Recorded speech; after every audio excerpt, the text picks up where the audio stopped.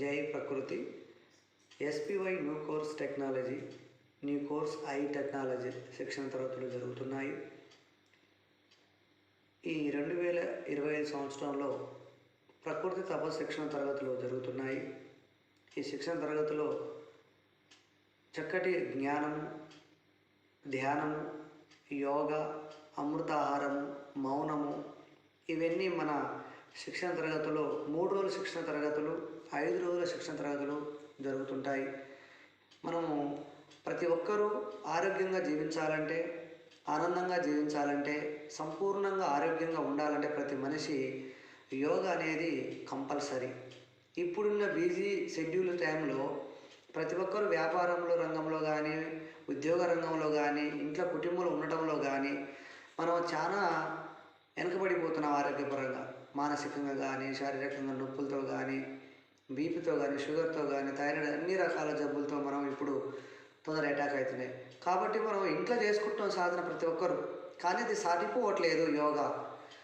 అక్కడ మనం గురు శిక్షణ ద్వారా ప్రకృతిలోకి వెళ్తే ఏమవుతుందంటే మనం బాడీలో ఉన్న అన్ని మలినాలన్నీ తొలగించుకునే మార్గం దొరుకుతుంటుంది.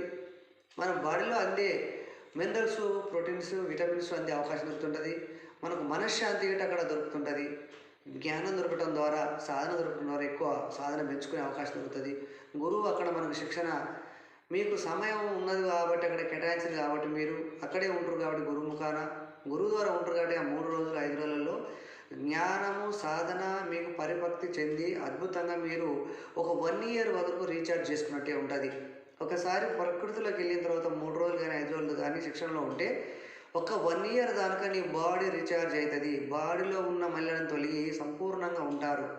కాబట్టి మనం 2025లో మనం అందరూ ప్రతి ఒక్కరూ ఆరోగ్యంగా ఉండాలంటే కనీసం ప్రకృతిలోకి కనీసం వెళ్ళాల్సిందే.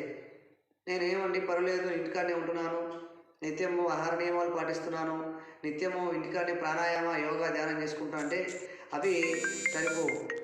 ఎందుకంటే మనకి కావాల్సిన పోషకాలు, కావాల్సిన సాధన మనకు అందాలంటే 100% ప్రకృతిలోకి వెళ్ళి మనం ఒక 3 రోజుల శిక్షణలో మనం భాగం వహించాల్సిందే.